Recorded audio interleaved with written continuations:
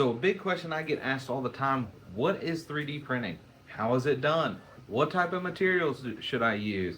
Who can do it? Do I need to know how to design things to do it? Or can I just grab files offline and just start printing? Well, we're going to answer some of those questions. So the first one, just like everyone wants to know, what is 3D printing? So 3D printing, in simplest terms, is plastic melting layer by layer to the last until the final product is formed.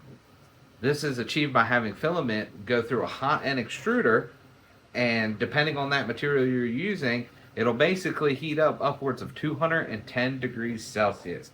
Now that's pretty hot, and I must say, I've accidentally touched one time when it was that high. Actually, probably hotter, and it will burn your fingers. So please be careful when you're doing this. Another question I get asked all the time is, what material should I print with? And you can print in different types of materials depending on your projects and how durable you need them to be.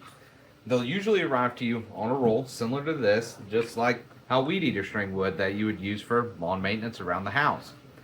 And basically, the different types that I'll be covering today is just your simple basic ones: PLA, PETG, and TPU. Those are pretty much the basic ones that most people print with, and there are some other ones that we'll cover in a different video, and I'll mention in this one right now. But the first one is going to be PLA. That's basically polyadic acid, and which is the easiest to print, and it's best suited for inside household items or parts that won't see much force or be exposed to the elements.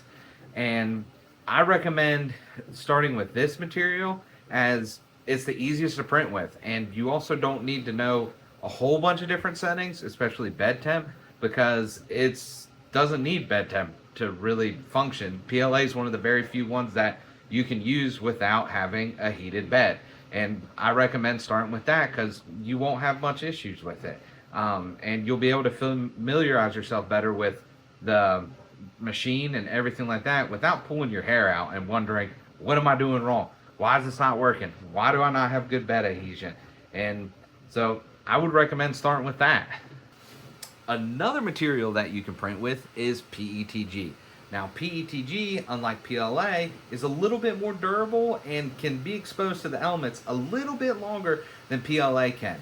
Now PETG does have a little bit of a UV resistant property, but ultimately it's the heat that weakens PETG over time.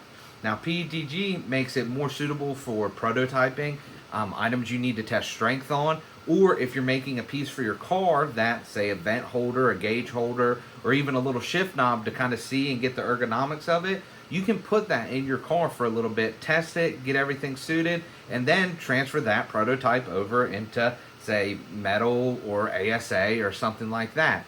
And that's basically what PETG is great for. A lot of people also use it for life-size prints for making sculptures for their yard, everything like that, because when it's painted and everything, PETG is pretty good in the elements and for those things. It's just that long-term exposure just by itself will cause it to weaken over time.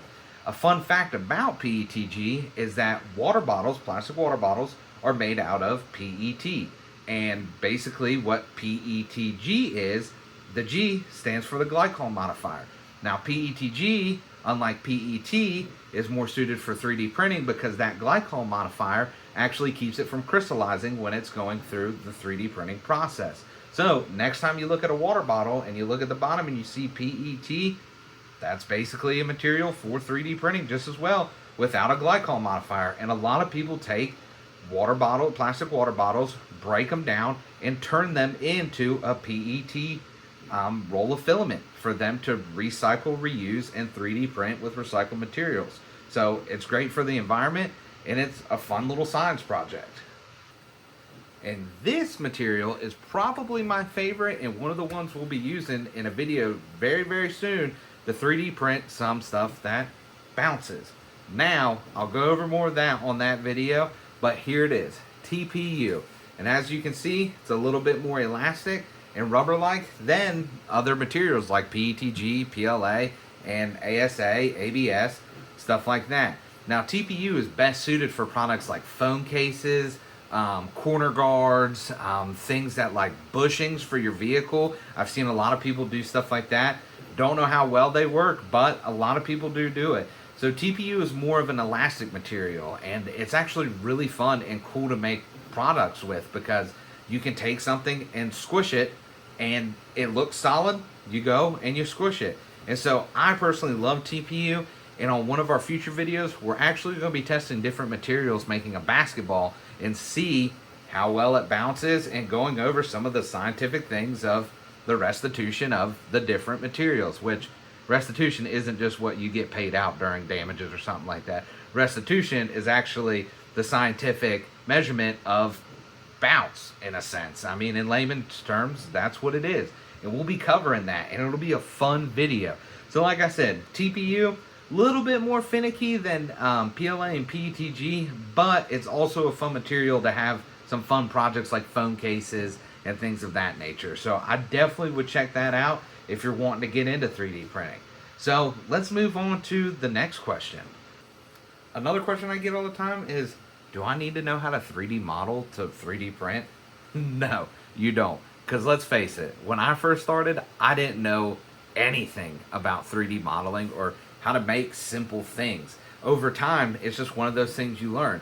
So there's plenty of great websites like Printables, Thingiverse, Thangs, Colts 3D, and even some Patreons you can subscribe to, and you can get 3D models. And a lot of those websites have models that will fit your needs when you first start printing. You don't have to have this program to design everything and be this expert and do this. You don't have to do any of that. This, for instance, right here, this I found off Printables. It's a phone stand. So you can just pick the file, throw it in the slicer, and start printing with it. And I'll link down below these different websites, and you guys can have fun on your own. You don't have to have an account or anything like that. You can simply just go on the website, browse it, and see what different models are out there and different things that you can make. It's definitely a great way to see, like, hey, these are some cool things I can make with 3D printing, and maybe 3D printing's right for me. So go down below into the comment section, and I'll probably post a link in the description of the different websites, and check them out. They're cool. And the final question I get all the time is, what software do I use to make the printer print? So essentially, 3D printers don't work like 2D printers, like your regular inkjet printers and stuff like that. You just basically hit print, it goes, and you print a picture out. 3D printers work a little bit differently because they go in 3 dimensions. So what you can do is a lot of the software, how the printer works and everything, is called G-code. Now, to most people, G-code looks like the falling numbers you see in the Matrix, and everyone goes, what is this? What am I looking at? But to the printer, that's the roadmap of where to go. So as you can see over my right shoulder is that when the printer is working and going around and doing its thing, it's utilizing that G-code. And that G-code tells it where to go, how hot to get, and how much to extrude. So without that G-code, that printer sits there and does nothing. And I can tell you right now, that printer's lazy. And you give it a job laying down and it'd get up and walk away. So it needs all the help it can get when it comes to printing. So a lot of programs I use is Cura. I use that for Bubba over here, and that's because Elegoo's work a little bit better with Cura. My Flash Forge over here, I use Orca Slicer. Now, the only difference between those two is really just the difference kind of user interface. Most slicing softwares, you have Prusa Slicer, Orca Slicer, and Cura. They all are pretty much basically robbing Peter to pay Paul from each other to make their systems work. And that's okay, because it gives the user an ultimately better experience when it comes to 3D printing. The cool thing about the two different softwares that I use is you can have an expert mode or you can have a beginner mode. The cool thing about the beginner mode is it's only going to show you the basic settings to change. Now, if you were a little bit more advanced, knew what you were doing, expert mode allows you to finely tune everything a lot better than just what beginner mode will. I recommend starting in beginner mode, because if you start out in expert mode, you're going to mess with things, you're going to mess it up, and it's going to deter you from wanting to continue with 3D printing. I know a lot of the times when I did that first starting out, I got kind of deterred from it. I didn't want to do it. And then I kind of switched it back to beginner mode, started going through, and as I grew my knowledge base of it, I was able to switch over to expert mode and print a lot better things and get a lot more finer details. So I can also go over a future video with the different slicing softwares, how they work, and how you can use them so you can start your journey better off and know what I need to tinker with and where I can get these programs to start 3D printing with. So we can definitely get some comments below. If that's a video you're interested in, please comment. Let me know. I'm here to help you 3D print. All right? So let's go to basically the finale of this whole thing and reel it all in.